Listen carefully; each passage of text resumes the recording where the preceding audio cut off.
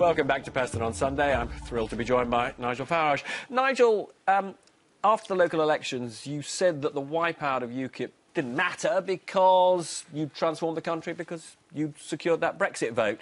Not exactly loyal, though, to Paul Nuttall, your successor, was that? No, I mean, Paul himself said we were victims of our own success. I mean, you know, I led the party 4 years ago in those county council elections in England on a manifesto. We're bringing back grammar schools, getting Britain outside the European Union, controlling immigration and helping small businesses. And 4 years on, the British Prime Minister was running on exactly the same ticket and swept the board. So you got 4 million votes in 2015. What are you going to get this time?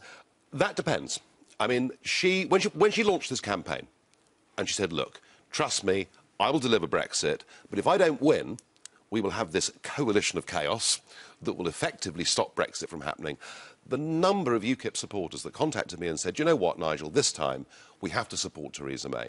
Now, fast forward a couple of weeks, when people realise, actually, this election's a non-contest, that she's going to win by a country mile anyway, then I think the squeeze that you tend to see on small parties towards the end of a campaign, in this case, will be the other way around. Can UKIP survive, though, if it gets wiped out in the general election? Oh, UKIP's going to survive. It has to survive. How? I mean, well, it's rather like, you know, we all pay the house insurance every year, not because we want there to be a fire, but just in case there is one. And I think it's all well and good for Mrs May, who gives wonderful speeches and sounds very reassuring.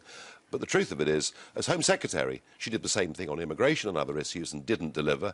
And UKIP needs to be there in case there is backsliding on Brexit. I mean, your chum Aaron Banks seems to think it's over for UKIP and is setting up this patriotic alliance. What's all that about?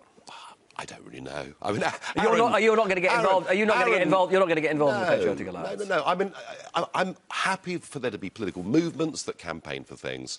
UKIP. It's not an alternative to UKIP, as far as you can see. No, and it wouldn't be. I mean, if in 2.5 years' time Mrs May has delivered the kind of Brexit that voters wanted, then I think you can ask the question, what is UKIP's future? Where does it go from here? But right now... Are you a supporter of Theresa May? I don't tend to support Remain voters. I don't tend to support people But isn't she delivering the vision that you want? Well, listen, she is using exactly the same words and phrases that I've been using for 20 years. I mean, you must have loved it when she laid into Jean-Claude Juncker, didn't you? I thought bashing Brussels bureaucrats was purely my domain. So, no, of course... So you cheered at that point? It all looks and sounds fantastic. But, as I say... You know, we've got a career politician here whose record of delivery in the past has been very poor. So let's see. Is Nuttall doing a good job? I thought the way that he came out yesterday after what had been a really very tough 24 hours was strong and reassuring. Look, it's difficult for him. It's difficult because the Conservative Party have taken our agenda for now. It's also difficult because when you follow on from somebody, you know, and I was a dominant or... my critics would say, domineering leader of UKIP. It's always difficult to step into somebody else's shoes. He's doing fine.